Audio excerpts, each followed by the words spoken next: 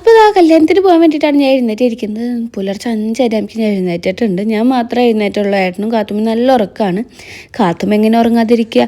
രാത്രി 2:30 വരെയൊക്കെ ഇരുന്നിട്ടാണ് അവളെ കൈമ മൊത്തം എന്നോട് മൈലാഞ്ചി ഇടിയിപ്പിച്ചത്.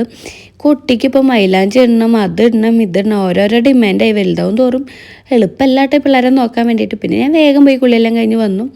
എൻ്റെ കുളി കഴിയുമ്പോൾ നമ്മൾ കാത്തുമ്മ എഴുന്നേറ്റിട്ടുണ്ട്. ഈ കുട്ടിക്ക് ഉറക്കമില്ല കേട്ടോ സത്യം പറഞ്ഞാൽ. പിന്നെ ഞങ്ങൾ ഏട്ടൻ്റെ ഏൽപ്പിച്ചതിന് ശേഷം ഞാൻ എൻ്റെ ഫേസ് മേക്കപ്പ് സ്റ്റാർട്ട് ചെയ്യുകയാണ്. എനിക്ക് മേക്കപ്പ് അത്യാവശ്യം ടൈം വേണ്ടതുകൊണ്ട് തന്നെ ഏട്ടനും കാത്തും നല്ല ഉറക്കമാണ് കേട്ടോ. അപ്പുറത്ത് എൻ്റെ ഫേസ് മേക്കപ്പ് എല്ലാം കഴിയുമ്പോൾ അവരെ എഴുന്നേറ്റ് കുളിക്കാമെന്ന് പറഞ്ഞിട്ടുണ്ട്. അങ്ങനെ പെട്ടെന്ന് എൻ്റെ ഫേസ് മേക്കപ്പ് എല്ലാം കഴിഞ്ഞിട്ടുണ്ട്. ഞാനൊരു ഗ്ലാസ് സ്കിൻ മേക്കപ്പാണ് ഈ പ്രാവശ്യം ചെയ്തത്. പിന്നെ കുറച്ച് നേരം എൻ്റെ സൗന്ദര്യമൊക്കെ ഞാൻ തന്നെ നോക്കിയിരുന്നു. അപ്പോഴേക്കും നമ്മളെ കാത്തുമ്മൻ്റെ കുളിയെല്ലാം കഴിഞ്ഞ് വന്നിട്ടുണ്ട്. അപ്പോൾ ഞാൻ അവളോട് ചോദിച്ചു, ഇപ്പോൾ തന്നെ പട്ടുപാട് ഇടണം, അവിടെ എത്തിയിട്ടാൽ മതിയോ? പറ്റില്ല, ആൾക്ക് ഇപ്പോൾ തന്നെ എല്ലാ മേക്കപ്പും ചെയ്യണം. മേക്കപ്പ് എന്ന് പറയാനൊന്നുമില്ല, അവൾക്ക് ഡ്രസ്സ് ഇട്ട് കൊടുക്കുക, പിന്നെ അവളെ വള കുറേ കുപ്പികളൊക്കെ ഞങ്ങൾ മേടിച്ചിട്ടുണ്ടായിരുന്നു. അവൾക്ക് ഇടാൻ വേണ്ടിയിട്ട് അങ്ങനെ ഒരു 3 സെറ്റ് വളയാണ് ഞാൻ അവളെ കൈമ കുത്തി തിരികെ ഇട്ട് കൊടുത്തത്. എൻ്റെ അമ്മ ഇങ്ങനെയാണ് കേട്ടോ. ഞങ്ങൾ ചെറുപ്പത്തിൽ ഏത് കല്യാണത്തിന് വേണ്ടി നന്നായി വളയും മാലയൊക്കെ ഇട്ടുതരും. അതേപോലെ തന്നെ ഞാൻ അവളെ നന്നായിട്ട് ഒരുക്കുന്നുണ്ട്.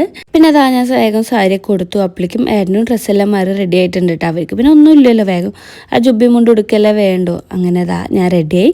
ഞങ്ങൾ വേഗം തന്നെ വീട്ടിൽ നിന്ന് ഇറങ്ങി. പിന്നെ ഞങ്ങൾ ആലുവയിലാട്ടോ കല്യാണം നടക്കുന്നത്. അപ്പോൾ അവിടെ എത്തിയോടുകൂടി ഞങ്ങൾ ഫുഡ് കഴിക്കേണ്ട ഒരു ഹോട്ടലിലേക്ക് ഇറങ്ങിയതാണ്. പക്ഷേ ഞായറാഴ്ച കണ്ട് കട അടവായിരുന്നു. പിന്നെ ഞങ്ങൾ നേരെ വണ്ടിയിലേക്ക് പോയി കാത്തുമ്മനെ മുടിയൊക്കെ ഇട്ടെടുത്ത് റെഡി ആയതിൻ്റെ ശേഷം നമ്മൾ നേരെ ഓഡിറ്റോറിയത്തിൽ കട പോയത്. പിന്നെ അവിടുന്ന് ജ്യൂസും കുടിച്ച് നേരെ മേളിലേക്ക് കയറി. അപ്പോൾ അതവിടെ പരിപാടിയൊക്കെ സ്റ്റാർട്ട് ചെയ്തിട്ടുണ്ടായിരുന്നു. പക്ഷേ ഗൗരി ചേച്ചി ഒന്നും എത്തിയിട്ടില്ല. ഞങ്ങൾ അവരും വെയിറ്റ് ചെയ്തിട്ട് പുറത്ത് വെയിറ്റ് ചെയ്ത് നിൽക്കുകയാണ്. കുറച്ച് നേരം നിൽക്കുമ്പോഴേക്കും എന്താ അവരും എത്തിയിട്ടുണ്ട്. പിന്നെ നമുക്കധികം വീഡിയോസ് ഒന്നും എടുക്കാൻ പറ്റിയില്ല, കാരണം കുറേ വർത്തമാനം പറഞ്ഞ് അങ്ങനെ ഇരുന്നു. പിന്നെ കഴിഞ്ഞപ്പോൾ നമ്മൾ നേരെ ഫ്രണ്ടിൽ പോയിരുന്നു. അപ്പോൾ അച്ഛൻ്റെ ഫാമിലിയൊക്കെ ഫോട്ടോ എടുക്കാൻ നിൽക്കുകയായിരുന്നു. പിന്നെ കാത്തുമ്മയ്ക്ക് വെച്ചിട്ട് വയ്യെന്നിട്ട് ആൾക്ക് മിഠായിക്ക് മേടിച്ച് കൊടുത്തിട്ടുണ്ടായിരുന്നു.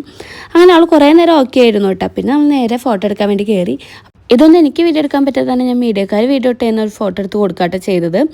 അങ്ങനെ നമ്മൾ പിന്നത്തെ പരിപാടി ഫുഡ് കഴിക്കുക എന്നുള്ളതാണ്. അങ്ങനെ ഞങ്ങൾ നേരെ ഫുഡ് കഴിക്കാൻ വേണ്ടി വന്നിരുന്നു. കുറേ നാളായിട്ട് കല്യാണ വീട്ടിലത്തെ സദ്യയൊക്കെ കഴിച്ചിട്ട് അപ്പോൾ നല്ലോണം ആസ്വദിച്ച് തന്നെ ഫുഡ് കഴിക്കണമല്ലോ. കുറേ ടൈം ഇരുന്നിട്ടാണ് ഞങ്ങൾ ഫുഡ് കഴിച്ചത്. അപ്പോൾ പരിപ്പും സാമ്പാറും ഉള്ളതുകൊണ്ട് തന്നെ ഓരോരോ ഭാഗമായിട്ടാണ് ഞാൻ മേടിച്ചത്. അങ്ങനെ ഫുഡെല്ലാം കഴിച്ചതിന് ശേഷം ഞങ്ങൾ കുറച്ച് നേരം അവിടെ വന്നിരുന്നു, വർത്തമാനമൊക്കെ പറഞ്ഞിരുന്നു. പിന്നെ എനിക്ക് അതേ വീഡിയോസ് ഒന്നും എടുക്കാൻ പറ്റിയില്ല. പിന്നെ ഞങ്ങൾ ഗൗരി ചേച്ചി റൂമിൽ പോയി റെസ്റ്റ് എടുക്കുകയാണ് ചെയ്തത്. അപ്പോൾ എന്തായാലും ഇന്നത്തെ വീഡിയോ എത്തിരിക്കുള്ളൂ. നാളെ റിസപ്ഷൻ്റെ വീഡിയോ ആയിട്ട് വരാം. ബൈ.